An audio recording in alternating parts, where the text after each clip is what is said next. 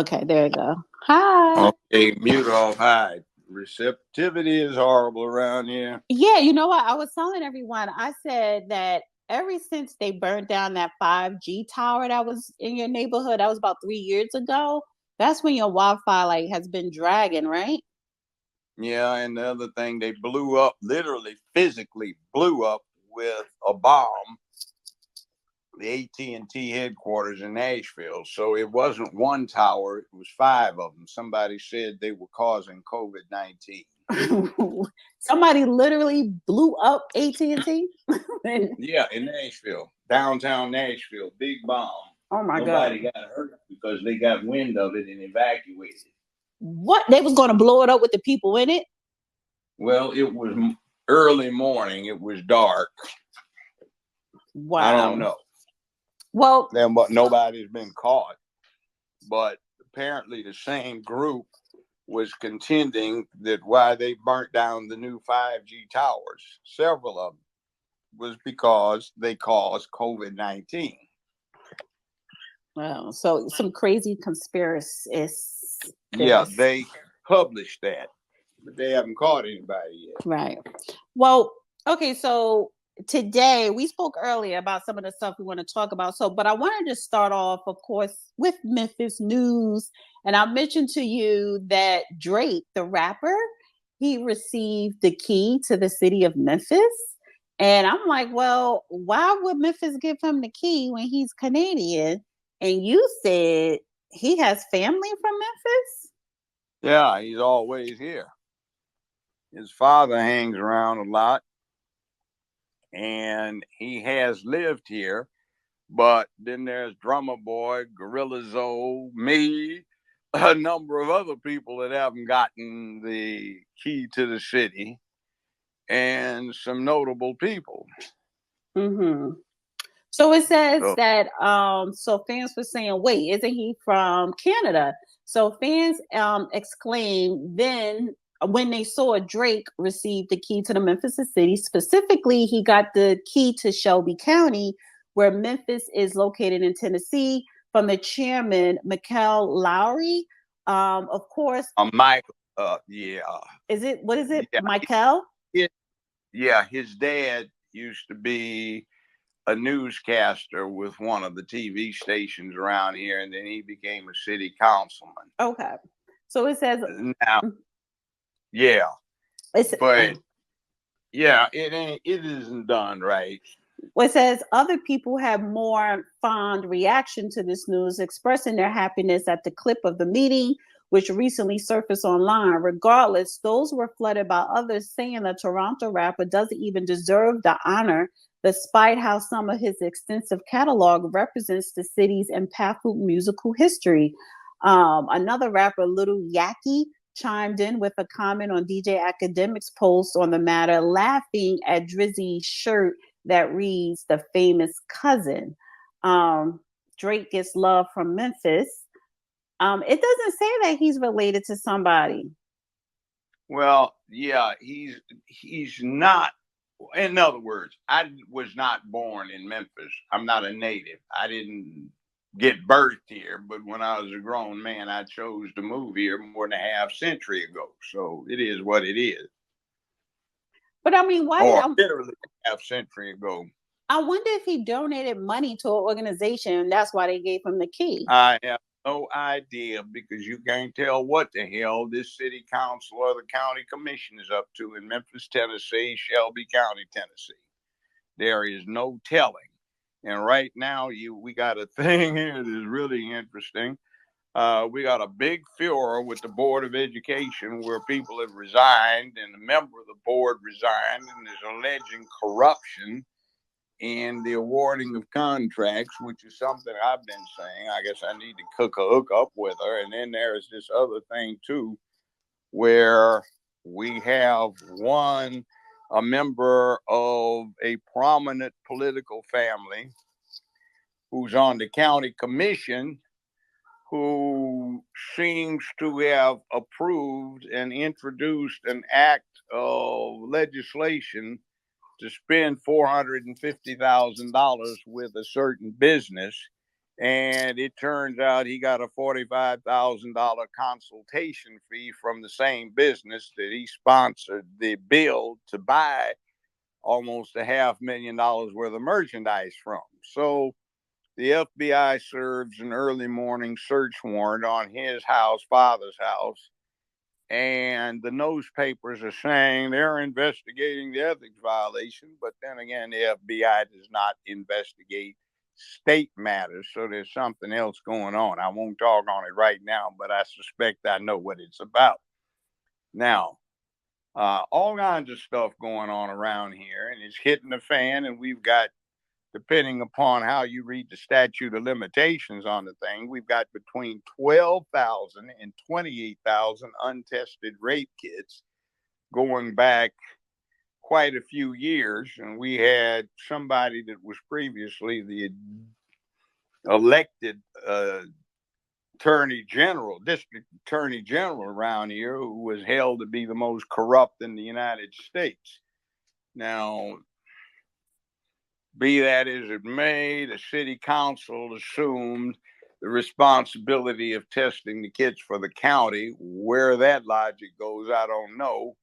But they had a contract starting 9 years ago with a New York firm for quite a few million. They extended it for another 5 years, and somebody's getting paid a lot of money to vet the doggone things. But the Tennessee Bureau of Investigation says we can come in there and get it done for 30 days. What's the holdup? So we've got a new DA. Let's see if he takes care of that. But there are 28,000 victimized women who have not had justice. And had they done it, they would have prevented at least one kidnapping, murder, rape, torture, and murder. So it seems like they need to focus on that and not giving a key to a rapper who has no roots specifically in Memphis. Well, I'll say this about Drake. I'm working with some of the OGs around here and some of the rappers like Drummer Boy and Gorilla Zoe and some others about brokering peace in the streets, because even the gangs are getting tired of the killing. And Drake right now is perhaps somebody that's going to be involved in that. So I won't badmouth him for it, but I just say, well, hey, why is it, Memphis, that you want to denigate everybody you got around here? Like me. Okay, so Nikki Nikki just texted me and said Drake's dad is from Memphis. Yeah, I know him. You see him a lot around here. Dennis Graham, that's his father's name. Yeah, you see him. So he used to be Memphis drummer. Drake's dad is a Memphis drummer, Dennis Graham, who played with Jerry Lee Lewis.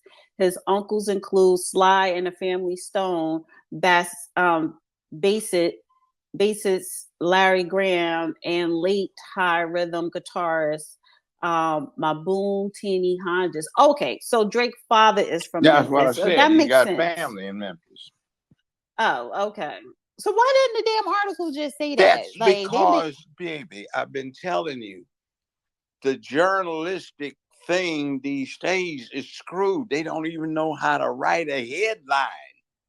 They sure don't. And then I'm Googling it, and it says Drake spends summers with his dad in Bluff City at his grandmother's home in a White Haven area of Memphis. That's Black Haven now. Oh. Why is it called Black Haven? Well, the old advertisements when I first got here said, "Come to White Haven, a haven for white people against the inroads of the colored."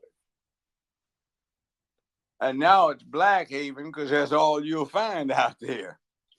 It became black after 1965.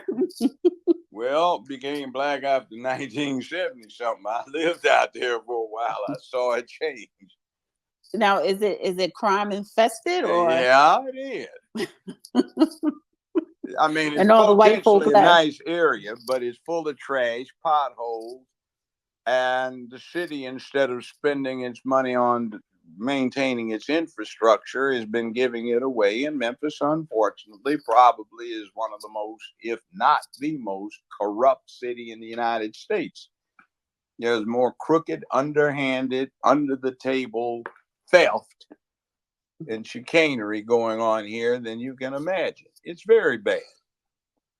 Well, who's to blame for Blackhaven? You think the crime and the garbage and everything? It's just it's kind of a joke here. It used to be Whitehaven, a haven for white people to get away from the black folk who were moving around when black folk were the minority in Memphis, a distinct minority. And now that this is probably the largest predominantly black city in the United States, bigger than Atlanta anyway.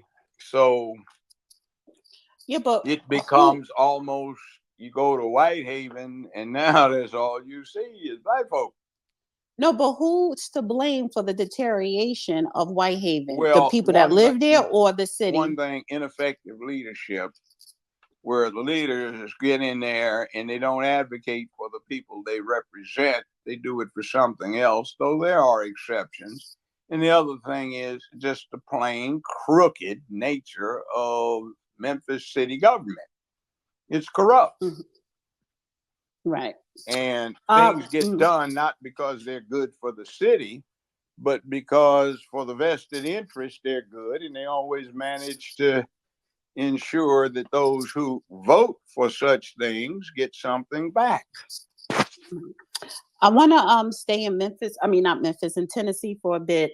You tweeted this earlier today. Tennessee judge dismisses lawsuit from transgender plaintiffs asking to change sex on birth certificate. So the federal judge, straight up, he just says this reflects your external genitalia.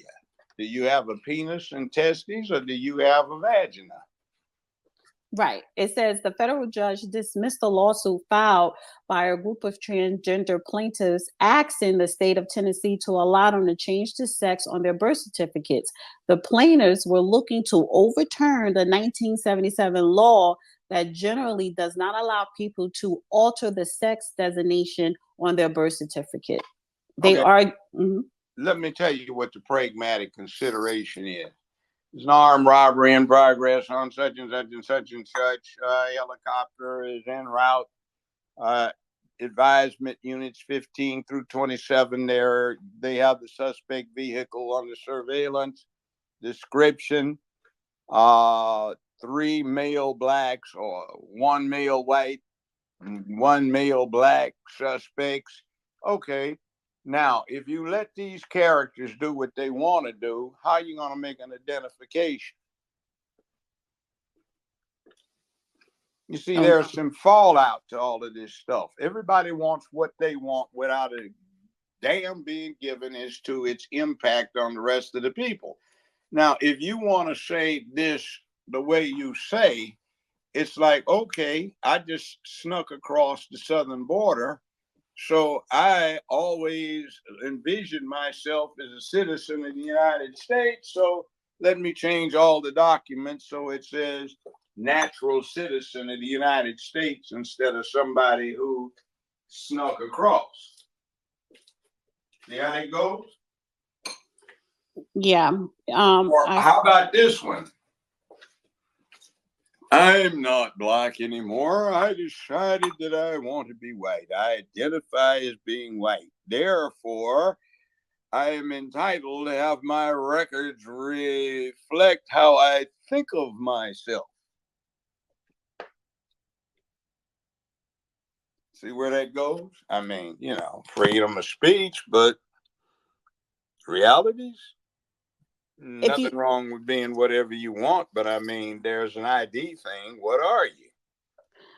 And if you overturn this state law, right, they'll use that in other states and they'll try to use it to, on a federal level. Mm-hmm. So I think they're trying to pick it off state by state. But I'm glad that this federal judge in the state of Memphis, in state of Tennessee, said absolutely not.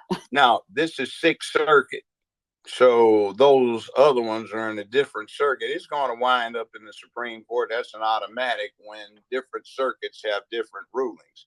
It hasn't gotten to the complete Sixth Circuit Court of Appeals yet. It's just in the Sixth Circuit. Now, the other thing, there were approximately 3 states where this matter had gone to federal court, where plaintiffs objected to the inability to change the birth certificate. In 2 states, they won, and in Tennessee, they did not. But several states, since all of this got filed in court, have introduced and passed state legislation saying you can't change the birth certificate from what it was reflecting when the child was born.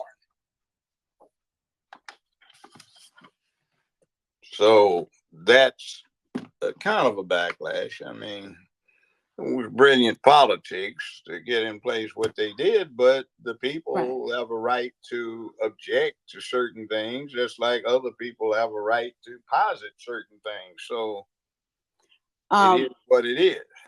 Let me reset the room and welcome everybody that's here. We're only going to be up here 2 hours tops. So you could request to come up as this show go along. It's a couple other things that I want us to touch on. Elmira, she was up here earlier, and I see Corey just put you up, so just hang tight for 1 second. I want everybody to also donate to Judge Joe Brown mayor campaign. He's running for mayor of Memphis, Tennessee. The website is jjb2023.com. I put the link in the Jumbotron. Please donate, and I'll also put his Cash App information, $ Judge Joe Brown 2023. So donate and sign up and help and support his campaign for mayor of Memphis. So, Corey, did you want to say something on what we talked about so far, or you just wanted to come up just, until and speak? Yes, I just wanted to just come up and just show support. Hello, everyone.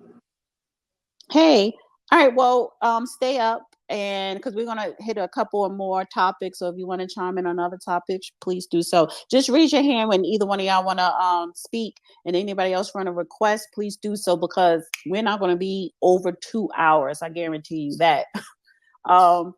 So next thing I want to talk about, Judge, I want to go to Florida, right? AJ Owens, this was the woman, the black woman, the black single mother who was shot and killed by her neighbor, who was a white woman. And a white woman tried to claim stand your ground. She wasn't arrested right away, and she ended up being arrested, I believe, two or 3 days later. And so now it came out today, yesterday, the Florida state attorney declined to pursue murder charges against a white woman. Judge, I can't hear you. You're breaking up. Let me just read this. A Florida state attorney declined to pursue murder charges against a white woman accused of fatally shooting her black neighbor through a door. He announced Monday Susan Lawrence has been charged with manslaughter with a firearm and assault in the June 2nd shooting death of AJ Owens. State Attorney William Gladson said his office determined there was insignificant evidence to file a murder charge against Lawrence. Charging Lawrence with murder will require prosecutors to provide evidence of hatred, spite, ill will, or evil intent towards the victim at the time of the killing. I thought they were able to prove that. As deplorable as the defendant's action were in this case, there is insignificant evidence to prove. Can you hear me? I can hear you now. Hello? Can you hear me? All right, so can you guys hear me? Let me know. Can you hear me? Okay, thank you. But the judge can't hear me. Oh my God. See. All right. Give me a second. Invite to co-host. I might have to tell him to. I'm cut off second time, can't hear. Yeah. I just sent you a request. Can you hear? Yes, can you hear I me? can. I did not get the call dropped. It was still showing connected, but I couldn't know, hear but anything. I need for you to keep the phone where you're at now, because you were going in and out a little Well, bit. So I that's was why. kind of sort of sitting in the same position, so I wasn't moving. Oh, I don't know, but you couldn't hear me, but we could hear you. So, all right. So, as deplorable as the defendant's actions were in this case, there is insignificant evidence to prove this specific and required element of second-degree murder. As is always true in criminal cases, failure to prove beyond a reasonable doubt even one element of a crime will result in a not guilty verdict. Given the facts in this case, aiming a firearm at the door and pulling the trigger is legally insignificant to prove depraved mind. Yeah, right. That's their second degree murder. It becomes perhaps manslaughter. And everybody is assuming that without any knowledge of the case, that it's got to be some kind of hate crime. I've said time and time again, hate crimes are dangerous things because they invite abuse. Now, that said, it might be racist, but then again, if somebody kills you because they hate you because who you happen to be, just because they can't stand you, is that any less offensive than killing you because they know you All right, don't you're moving too much. You're moving too I'm much. standing still. The phone's sitting on the countertop. Well, I hear. Are you touching or doing something? No, the phone's sitting on the countertop, untouched. Yeah, but you're moving, but you're walking around. Now, I'm not doing anything. I'm standing still. All right, but go ahead. Now, okay, what I'm saying. You just muted yourself. I didn't intend to. What's happening, see, is we get the hype in the media. We just commented about how poor they are with writing headlines, okay? There is this thing now where you want to have people tune in and pay attention, and it's about making money. I don't know whether these two people, the deceased and the erstwhile defendant, just didn't like each other, whether it's got something to do with them being black or white, or whether that's just incidental. I don't know whether it's got to do with lack of control of children or resentment of children, or there's some other kind of animus. Now, they are neighbors, and they've been exposed to each other for a long period of time, and one of the most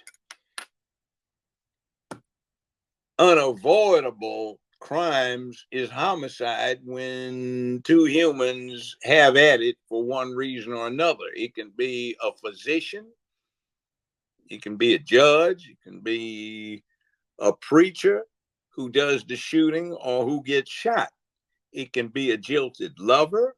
It can be somebody angry at his family or her family. It can be all kinds of things. So people kill each other because we are, again, the apex predator, the top killer on the planet. And sometimes we kill each other.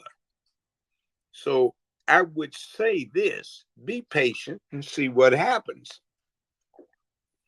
But what you just got told is not outside the law. Well, they're saying that the reason why they did not charge her with murder because it would require prosecutors to provide evidence of hatred, spite, and ill will. Yeah, and I thought that they had a history of that already documented. No, but that's not what I'm saying. These two people are not in a position where there is a white person and a black person, and the white person with no personal acquaintanceship with the black person comes in and says, I'm going to kill them because they're black. That would match most definitions of a hate crime.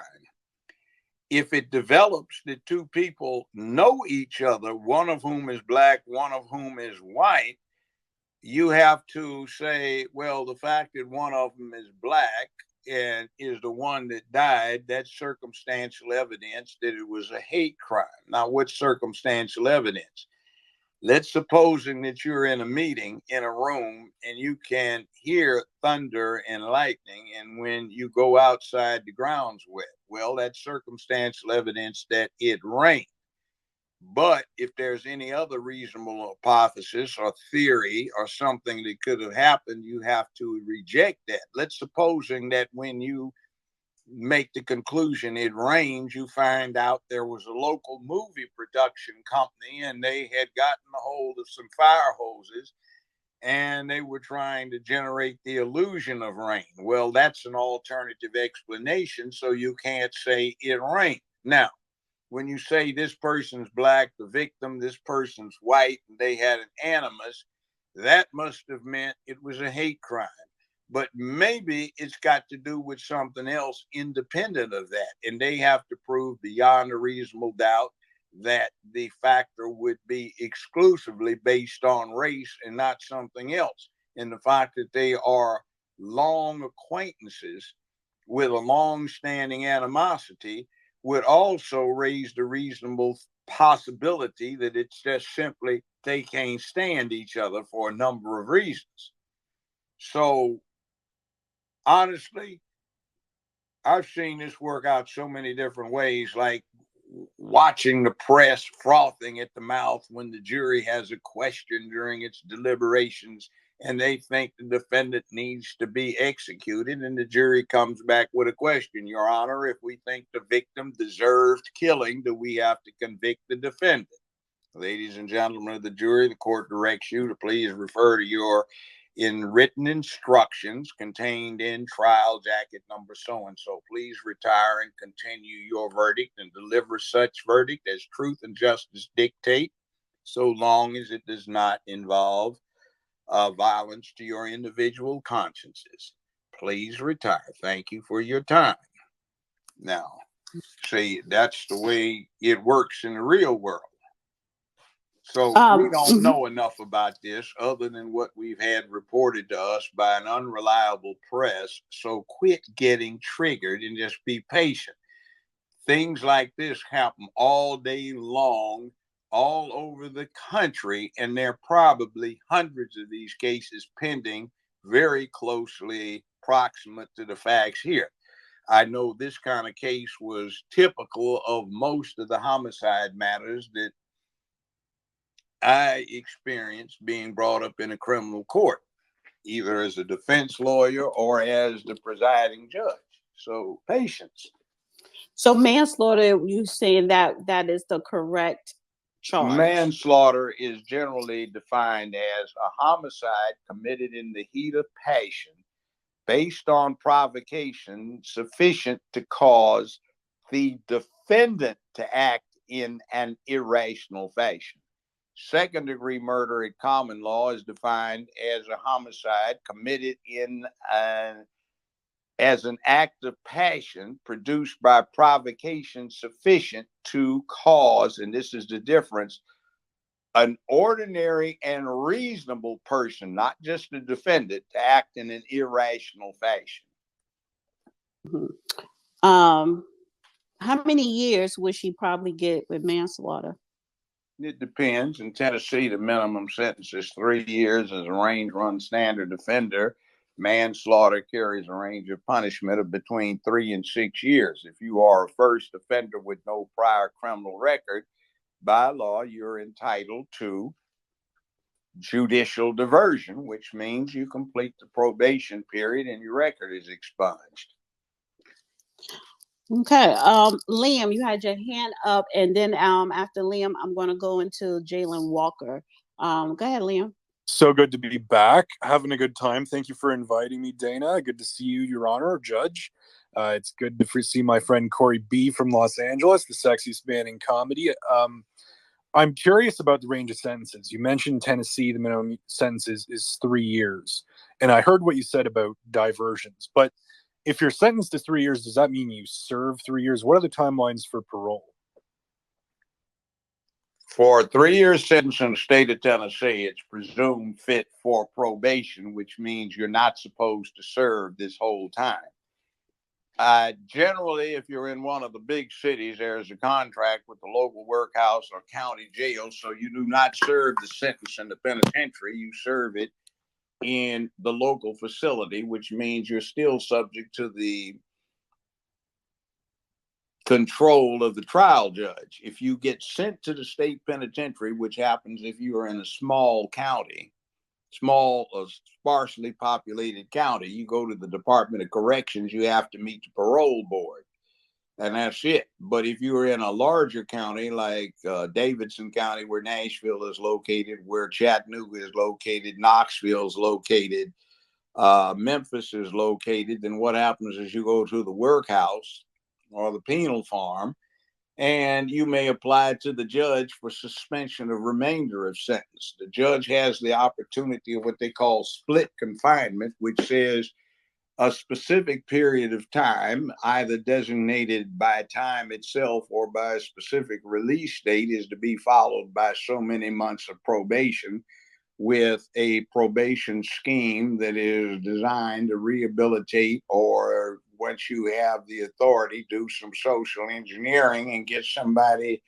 who does not have a GED or a high school diploma in the position of getting one and becoming employable and doing some other things that might rehabilitate his lack of employability or whatever it may be, or doing something like community service. Tennessee encourages sentences that are unorthodox, that do not involve primarily incarceration for certain offenses. There is a long series of guidelines, questions, and points that have to be answered anytime you do sentencing after a trial, if there's not a negotiated settlement on the matter. And when you go through this, depending upon how many points there are, that determines basically what the extent of the sentence is. So if you have below a certain number of points, this person's qualified for probation. Okay. Don't judge him, Joe Brown.